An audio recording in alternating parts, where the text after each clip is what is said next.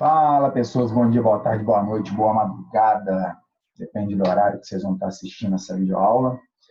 Mais um pouquinho de história do Brasil. E hoje a gente fala sobre a República Velha. República Velha, que vai ser dividida em dois períodos aqui. A República Velha em si, que tem a chamada República da Espada, foi o período de transição do Império para a República propriamente dita, né? E vai de 89 até 94. E depois a República Oligárquica, a República do Café com Leite, a República dos Governadores, que vai até 1930. Então, República Velha, 89 a 1930. Tá legal? Dentro desse período da República da Espada, nós vamos ter um período conhecido como governo provisório. Ele vai durar da proclamação da República em novembro de 89 até 91. É um período em que os militares alegam que precisavam colocar ordem na casa, mas no sentido assim, eu estou saindo de um sistema monárquico e estou entrando em um sistema republicano. Então, eu preciso criar mecanismos novos de governo, porque os sistemas são diferentes. As instituições, elas têm certas peculiaridades, então elas têm que ser adaptadas, né? Então, você vai ter um período provisório, que dura de 89 a 91, né? E dentro desse período provisório, você vai ter três projetos básicos de repúblicas para o Brasil. Como assim três projetos básicos? De que tipo vai ser a nossa república? Então, está aí na tela para vocês, né? O projeto de um republicano liberal, que dava autonomia para os estados e federações, etc., etc. e tal, onde prevaleciam as liberdades individuais, os direitos individuais, os coronéis, as elites locais teriam maior poder, teriam maior autonomia. Um projeto jacobino, é um projeto que se baseava nos princípios básicos do grupo jacobino da Revolução Francesa, que dava mais autonomia para o povão, realmente participação popular, de verdade, o povo ali participando, lutando e ajudando nas escolhas, nos caminhos que a nação ia tomar a partir daquele momento. O projeto positivista, que era um projeto mais voltado para o grupo dos militares, que primava pela ordem e o progresso, tanto é que eu lembro da nossa bandeira, baseado na racionalidade, na ciência, no estudo, na ordem, com um Estado centralizador, com um poder executivo central forte, menos autonomia para as províncias. No final das contas, o Brasil ele adota um sistema que é meio uma mistura do projeto liberal com o projeto positivista, né? Durante esse período provisório, Deodoro da Fonseca ele vai adotar algumas medidas para tentar colocar o Brasil nos trilhos e fazer o Brasil começar a andar. Ele vai convocar um grupo de juristas para criar um pré-projeto constitucional. Seria assim, o início do caminho para a criação de um projeto que daria origem a uma Constituição. Ok? Ele vai convocar uma Assembleia Nacional, que ela vai ser convocada em 89 para 90, vão ser feitas as eleições, ela só vai se reunir um ano depois.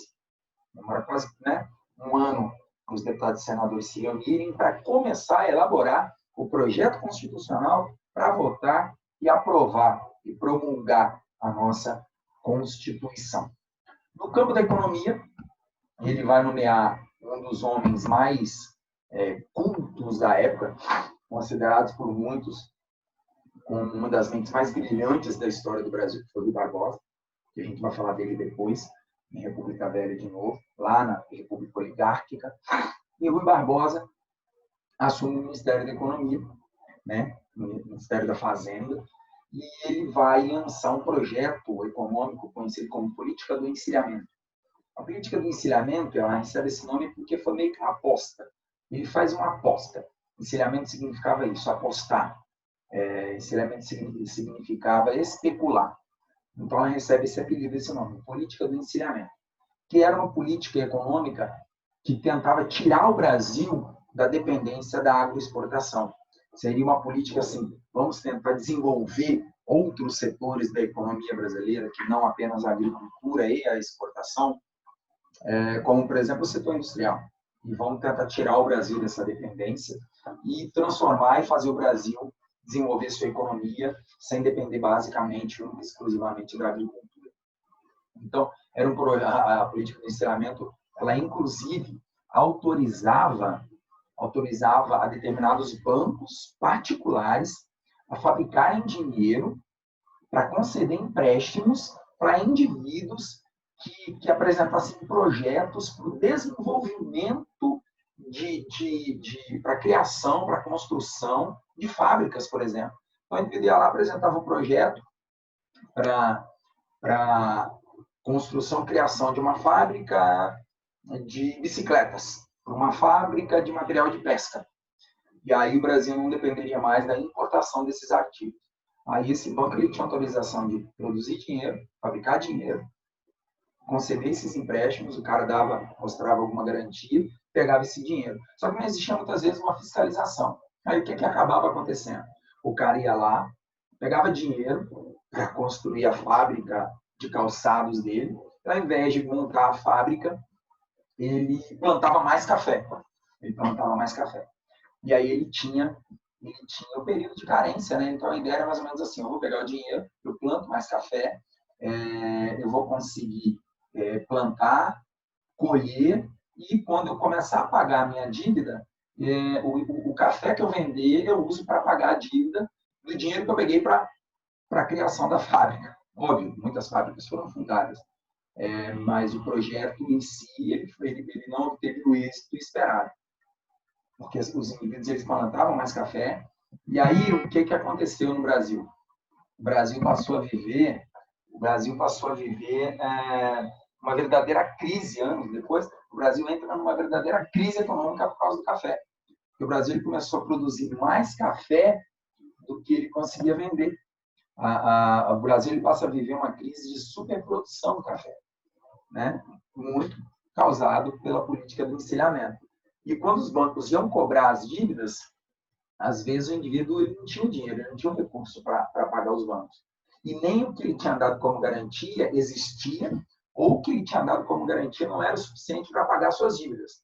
Aí você vai ter a falência de fazendeiros, você vai ter a falência de bancos, né? E o Brasil vive uma crise causada pela política do encilhamento de Rui Barbosa. O que faltou aqui, fiscalização, honestidade, seriedade, tanto por parte do governo, quanto por parte também dos indivíduos que faziam esses empréstimos, né? E é uma coisa muito triste, porque você até teve um certo desenvolvimento industrial no Brasil, mas nada parecido com o que o Rui Barbosa esperava. Ao final desse período aí provisório, o Brasil vai conseguir, né, ele vai promulgar sua primeira Constituição, vai ser uma Constituição inspirada na Constituição dos Estados Unidos, onde o Brasil vai ter 21 estados. A eleição ela seria direta e universal para mandatos de 4 anos, com exceção dos senadores. O Senado deixava de ser vitalício, mas o mandato era de 8 anos. E o voto ele era direto e universal, mas aí tem um detalhe: o voto é direto e universal, mas não tinham direito a voto. Analfabetos, mendigos, praças, soldados, né? E o clero, além das mulheres e dos estrangeiros. Esses também não tinham direito ao voto. Tá bem? Rodrigo, as mulheres só vão conseguir direito ao voto em 32 e vai ser oficializado pela Constituição de 34. Tá legal? Só lá na frente mesmo que isso vai acontecer. Vai ser realizada uma eleição para presidente do Brasil e, pela Constituição, a primeira eleição presidencial ela seria realizada através do voto indireto. Quer dizer, o povão não ia votar para presidente. Quem votaria no presidente seria o colégio eleitoral, o Congresso. E aí o Congresso acabou elegendo quem já estava lá, que era o Deodoro da Fonseca.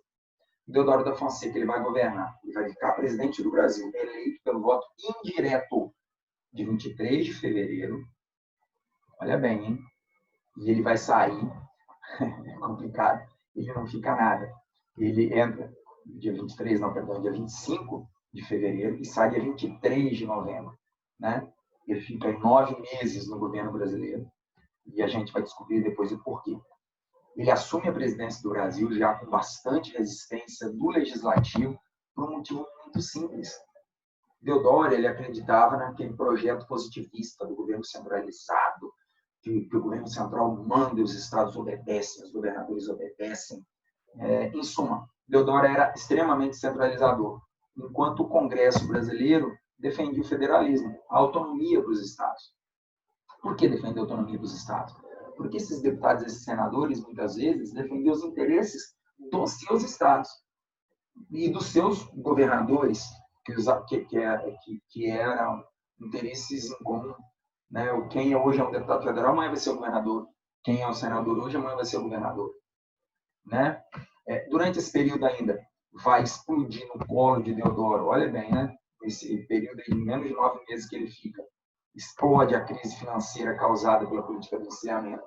Então, olha bem, choque com o Congresso por conta da centralização do federalismo, choque com o Congresso por conta da crise econômica causada pela política de encilhamento, falência de bancos, falência de latifundiários, de fazendeiros, etc., etc. e tal. E aí, literalmente, Congresso e presidente começam a não conversar e não falar mais a mesma língua. E o Congresso, numa tentativa de responsabilizar Deodoro pelos problemas que o Brasil estava vivendo, o Congresso vai criar um projeto de lei conhecida como Lei de Responsabilidade do Presidente. O que seria essa Lei de Responsabilidade do Presidente? A responsabilidade do presidente, o que dá errado dentro do governo dele. Justo, justo. Né? Só que para Deodoro isso é uma boa coisa? É óbvio que não. O que Deodoro faz? Deodoro pega simplesmente e veta esse projeto. Ele veta. O que é vetar? Ele proíbe esse projeto. Ele não dá continuidade. Esse projeto chega para ele aprovar e ele vai vetar esse projeto.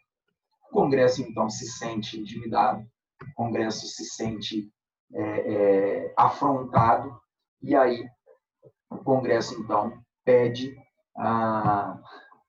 hoje a gente chama de impeachment. Na época eles chamavam de impedimento. O Congresso vai pedir o impeachment do presidente.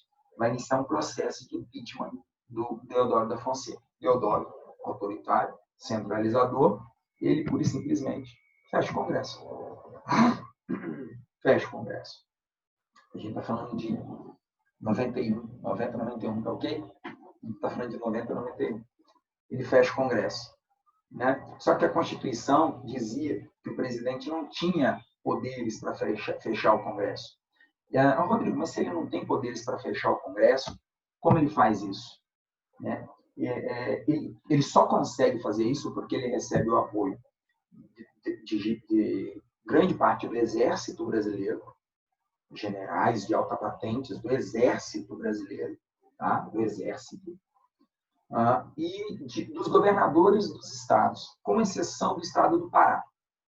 Com exceção do governador do Pará, todos os governadores e os deputados estaduais das assembleias legislativas estaduais apoiaram Deodoro nisso daí. Rodrigo, por que os governadores vão apoiar? Porque os governadores também querem um poder executivo forte.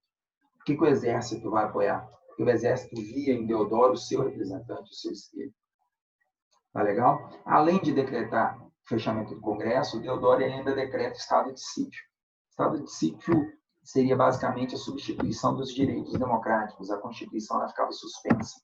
Rodrigo, ninguém faz nada, ninguém fica bravo com ele, ninguém se revolta contra ele. Sim, vão se revoltar. Os opositores de Deodoro vão conseguir fazer com que oficiais de alta patente da Marinha Brasileira se rebelem contra Deodoro, e aí eles vão pegar, aquela velha historinha que a gente sempre escuta, né, que o professor de história sempre explica. Eles vão assumir o controle dos navios de guerra do Brasil, vão apontar as armas para o Rio de Janeiro e vão ameaçar bombardear o Rio de Janeiro, caso Deodoro não renunciasse à presidência. Deodoro, então, diz a lenda, dizem os documentos oficiais, que Deodoro, para evitar uma guerra civil, um conflito, derramamento de sangue, ele vai renunciar e assume, no lugar de Deodoro, o vice dele, o Floriano Peixoto. Aí começa outro problema. Por que começa outro problema? Floriano Peixoto, Marechal de Ferro, o Esfinge, que eles diziam que ele era o guardião do tesouro e do Estado, né? O vice do Deodoro da Fonseca, ele, pela Constituição, ele teria que assumir apenas para convocar novas eleições. Que a Constituição dizia o seguinte: o vice, se o titular sair antes de 2 anos, o vice só assume para convocar novas eleições. Se o titular sair com 2 anos e 1 dia, o vice assume para terminar o mandato. O Deodoro sai antes de 1 ano de mandato. Então, pela Constituição, o Floriano Peixoto ele deveria assumir apenas para convocar novas eleições. Só que ele defendia que essa regra só se aplicava para a eleição direta, para o presidente que fosse eleito pelo voto direto. Não era o caso deles, que eles tinham sido eleitos pelo voto indireto, enfim, uma série de desculpas, de manobras, e ele assume e diz que não, que ele vai terminar o mandato de Deodoro da Fonseca, né? E os seus opositores vão cair de pau nele, dizendo que o que ele estava fazendo era inconstitucional, né? Vão dizer que o governo é inconstitucional e que ele tinha que assumir apenas para convocar novas eleições, né? A realidade é que Floriano não volta atrás, ele vai concluir o mandato do Deodoro da Fonseca. O governo dele, em Minas Gerais, vai ser um governo de caráter bastante nacionalista. Ele vai tentar limitar e reduzir ao máximo as importações, tentar tirar e fazer com que o Brasil diminuísse ao máximo a dependência do capital externo, né? Era um projeto dele melhorar a distribuição de renda, mas isso daí nunca saiu na realidade, isso nunca saiu do papel, né? Porque todo governo fala isso, né? Eu quero melhorar a distribuição de renda, eu quero distribuir quanto mais renda, melhor. Mas, na prática, isso é muito difícil de ser aplicado, né? Deodoro, então, ele vai concluir esse mandato. No início, ele revoga as medidas mais antipáticas, mais controversas, mais impactantes de Deodoro da Fonseca. Por exemplo, ele revoga o fechamento do Congresso, ele revoga o estado de sítio. Ele é legal, ele é bacana, mas na realidade ele era extremamente autoritário também, né? Ele faz coisas que tem um cunho extremamente liberal.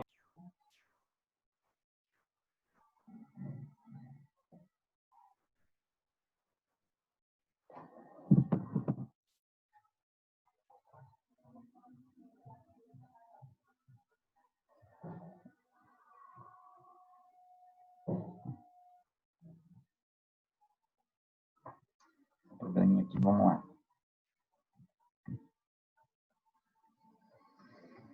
Ai, Deus. Vamos nós. A internet hoje está boazinha comigo. Como eu estava dizendo para vocês, então. E aí ele revoga o fechamento do Congresso, ele revoga o estado de sítio. Desculpa o piti, eu estou gravando online aqui, a internet cai, dá nisso, tá? Foi mal. Ai, tem que ser comigo isso, mas vamos fazer de conta que não aconteceu. Toca o barco. E aliado a essas medidas legais, o que o Floriano faz ainda? Ele vai depor, ele vai tirar do mandato todos os governadores de estado que haviam apoiado o Deodoro da Fonseca e vai fechar as câmaras dos deputados estaduais que haviam apoiado o Deodoro da Fonseca, com exceção, óbvio, daqueles que não haviam ficado do lado dele, né? O resultado, ele vai tomar o mandato dos governadores e tomar o mandato dos deputados estaduais. Ele vai criar um problemão para ele vai criar uma forte oposição das oligarquias estaduais, né? Porque, afinal de contas, os governadores e os deputados estaduais eram os representantes dos coronéis, dos grandes latifundiários, dos grandes cafeicultores. E uma medida como essa era vista por eles como uma coisa extremamente autoritária, um desrespeito com as oligarquias locais, e Floriano Peixoto desperta o ódio desses grupos, né? Tanto é que alguns generais, grupos militares de alta patente no Brasil fazem até documentos criticando o governo de Floriano, alegando que é inconstitucional, atacando o seu autoritarismo, que ele não obedecia à Constituição, que ele não tinha o direito de fazer isso. E como Floriano lida com esses indivíduos? Perseguindo, demitindo, colocando os militares que estavam na ativa, colocando esses militares na reserva. Né? Os militares, eles não se aposentam, eles vão para a reserva. Então, literalmente, assim, você tira o militar do comando, do controle, de fato, e coloca ele aposentado no sofá. Ele perde o contato direto com os seus subordinados. As pessoas ficaram caladas? Não, não ficaram. Floriano Peixoto ele vai enfrentar duas revoltas, né, que vai ser a revolta federalista e a revolta da Armada. Via de regra, eu não vou ficar falando de revoltas com vocês, porque é uma leitura bem feita, uma pesquisada bem feita, resolve o problema direitinho. E se tiverem dúvidas, se precisarem de alguma coisa, é só me falar que eu estou aqui para ajudar e esclarecer. Desculpem aí a queda da internet, porque tá complicado. Tá complicado. Desculpa mesmo, mas foi e voltou, eu só dei esse piti, bom, que já é a quarta, já é para a quinta vez que eu tô gravando a mesma aula. Quinta vez. E a internet caindo. Desculpa, tá? Valeu, valeu. Dúvidas, fiquem à vontade, podem deixar nos comentários, podem perguntar.